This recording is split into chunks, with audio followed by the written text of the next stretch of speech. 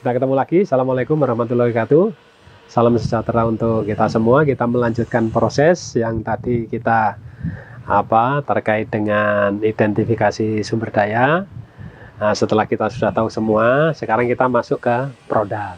Jadi kalau tadi identifikasi sumber daya, sekarang kita melakukan analisis produk ya.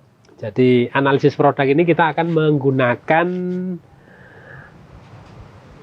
bantuan dengan analisis SWOT, analisis kekuatan dan kelemahan. Jadi analisis SWOT ini analisis yang sudah sangat terbiasa dipakai lah ya, familiar lah ya. Ada 4 kuadran di dalam analisis SWOT itu. Ini kekuatan, jadi kekuatan.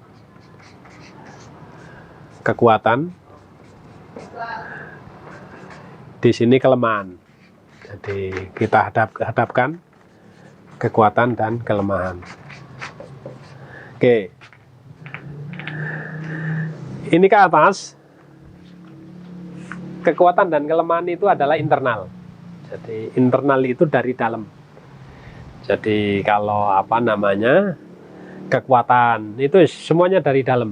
Nggak ada kekuatan dari luar. Nah, di bawahnya itu dalam analisis ini adalah peluang, ada peluang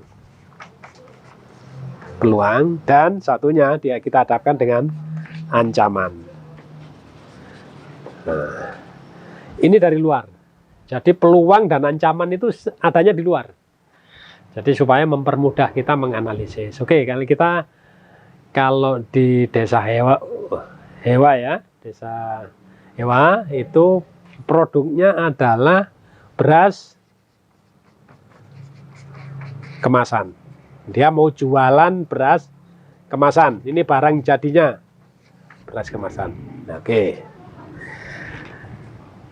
Pertanyaannya, beras kemasan Bapak Ibu itu apa sih kekuatannya? Nilai lebihnya dibanding yang lain apa? Ada berapa jenis beras di sana? Coba, ayo kita identifikasi kekuatannya apa. Ini yang harus kita analisis. Ini yang akan nanti kita dorong, kita blow up, kita besar-besarkan kekuatan ini. Nah, sebelum itu tapi yang realistis, jangan bombastis. Misalnya, yang bombastis, kalau makan beras ini kenyang seminggu lah, ini nggak bombastis namanya, menjadi nggak realistis gitu loh. Nanti kan itu kekuatan, tetapi menjadi lucu gitu loh. Ya, jadi jangan bombastis, yang realistis. Jadi kalau mau menganalisis ini yang realistis dan itu faktual. Jadi jangan mengada-ada. Karena apa? Kalau nanti hubungannya dengan konsumen, kalau konsumen itu sudah kecewa, itu meyakinkan ulang agak kerepotan. Nah, nanti kita akan lihat ini data ini sangat penting. Bagaimana nanti kita akan mempengaruhi proses-proses tahapan berikutnya. Apa saja? Secara fisik, kenampakan, apa kelebihannya? Misalnya berasnya utuh-utuh. Nah, ini ya. Beras kemasan ini kekuatan produksi ini adalah utuh. Tingkat pecah di bawah 5%. Nah, ini kategorinya beras premium, beras kepala. Ini kekuatannya.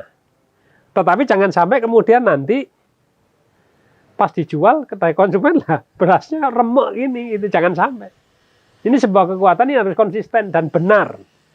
Jadi jangan mengada-ada. Benar nggak ini? Kalau nggak jangan ditulis. Supaya kita tahu. Apalagi beras, rasa. Ya, jadi berkaitan dengan uji flavor. Flavor itu rasa, bau, kenampakan, itu flavor. Jadi rasanya pulen. Ya, kekuatan. Pulen ini juga subjektif. Di Padang kita jualan nasi pulen, ini nggak laku. Gitu loh. Karena di sana masyarakat Sumatera Barat beras yang berkualitas itu yang perak. Nah, jadi kita harus melihat ini juga terkait daerah situ. Daerah itu senang bulan enggak? Jadi jangan kemudian kita subjektif karena kita sangat bulan, kemudian kita fasilitasi, wah ini kekuatan. Bukan. Daerah situ senang bulan atau perak. Kalau bulan dari situ senang perak, itu bukan kekuatan, ini kelemahan. Ya, ini catatan. Karena rasa ini tidak general. Tidak general. Jadi beberapa wilayah berbeda. Ada orang senang bulan, ada orang yang senang. Itu kita juga harus melihat pasarnya seperti apa, ya, tentang rasa. Kemudian aromanya seperti apa? Aroma juga sama persis. Ini hati-hati. Banyak masyarakat kita justru sekarang tidak suka aroma karena sudah terbiasa makan beras yang apa? Dikasih pandan wangi, waduh, berasnya terlalu wangi, jadi saya makan. Nah, ini bahaya.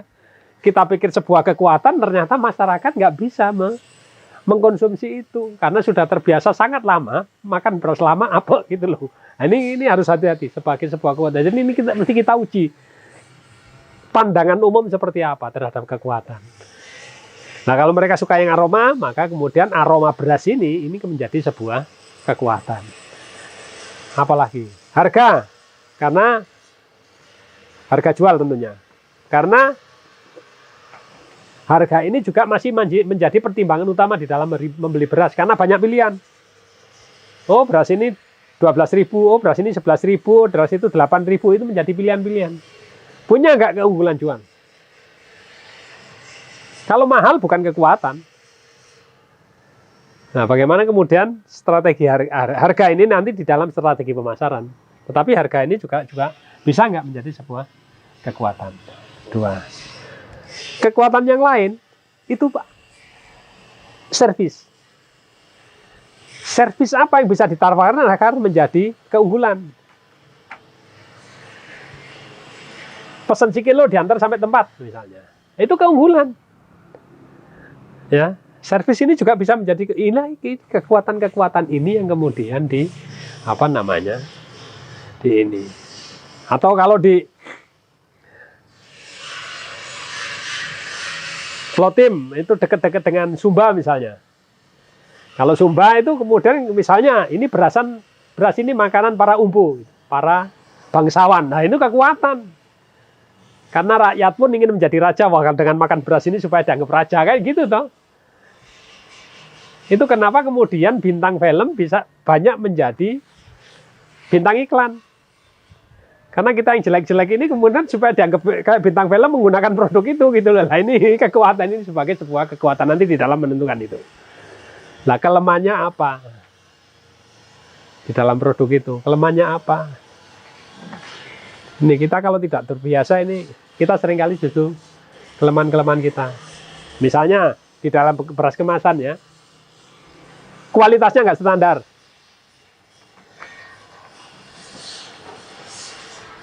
Karena Anda mendapatkan dari beras dari para petani tuh, nggak berisi. Petani yang ada pengeringannya baik. Ada yang kadar airnya masih 17. Ada yang masih 20. Lah pada saat diseleb ini hasil kualitasnya berbeda-beda. Karena ini nanti kelemahan kalau kita bisa identifikasi ini dalam jangka panjang, kemudian bagaimana kita mengatasi kelemahan ini. Jadi identifikasi penting. Bagaimana kalau ada kekuatan kita identifikasi ini semakin kita perkuat, kita blow up menjadi sebuah nilai di usaha itu. Nah, ini kelemahan ini harus kita identifikasi. Kita jarang sekali mengidentifikasi kelemahan-kelemahan ini, sebenarnya kita tidak pernah maju di dalam berjualan karena kita tidak pernah memperbaiki apa yang ada lemah di dalam produk ini. Tuh ya, misalnya kualitas nggak salah satu contoh. Itu. Kualitas nggak seragam, kualitas ini bisa macam-macam terkait dengan fisik, pecahan tadi, kemudian terkait dengan aroma, dan yang bermain beras hati-hati. Stok lama biasanya kutuan ini, kalau ada pengalaman ini nggak diatasi, pelanggan akan lari. Saya punya pengalaman ini soalnya. Nah, walaupun kutu itu tidak berpengaruh apapun terhadap kesehatan, karena dicuci hilang, tetapi secara fisik melihat menjadi masalah. Satu, dari kualitas. Dari sisi harga, Seringkali kita di dalam bisnis karena merasa ya ini bagian kita gitu harganya lebih mahal dari yang lain. Rata-rata kayak begitu. Apalagi ini beras dari sana-sana kemudian kita memberikan harga terlalu mahal, padahal harga itu juga menjadi salah satu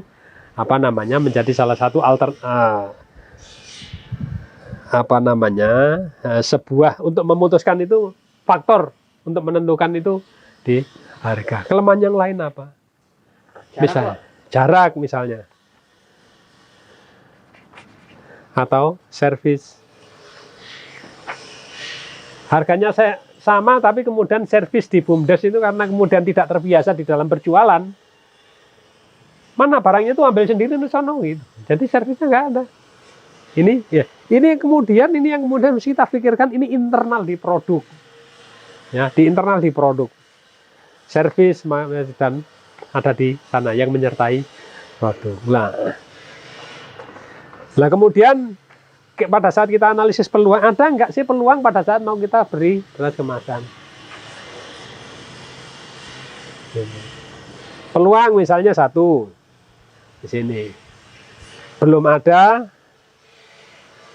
jualan beras kemasan. Jadi kalau beras itu ya ke beras curah, perlu ada peluang karena ada pengembangan produk. Apalagi peluang gitu.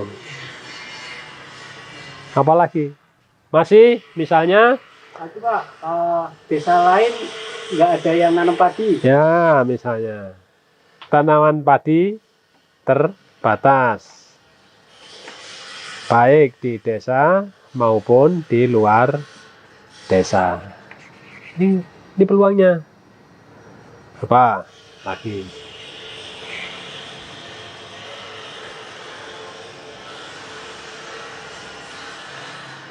Hampir atau semua warga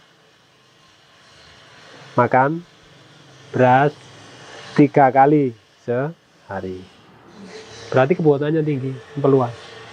Nah, apa yang bisa kita lihat yang kemudian memberikan peluang agar beras ini bisa laku keras? Ini peluang. Mesti kita identifikasi. Peluang lagi. Banyak kue berbahan baku beras. Peluang juga. Ya, menjadi bahan olahan. Jadi dari beras. Nah, ini peluang-peluang kita identifikasi. Yang terakhir, ancaman. Ancaman itu adalah segala sesuatu yang kemudian mengancam akan keberlangsungan usaha ini. Yang mesti kita lihat satu di dalam berusaha, kompetitor. Kompetitor, pesaing. Ada nggak pesaing? Satu. Pesaing ini bisa pesaing baru, maksudnya kemudian ada informasi bahwa di situ akan masuk pengusaha besar, menjadi distribusi besar beras misalnya. Beras impor. Ini ancaman. Ini bukan hanya di sana, di sumber-sumber beras saja. Kalau sudah ada beras impor, itu harga langsung jatuh. Jadi ancaman. Apalagi? gagal panen, Pak. Gagal panen. Ini ancaman.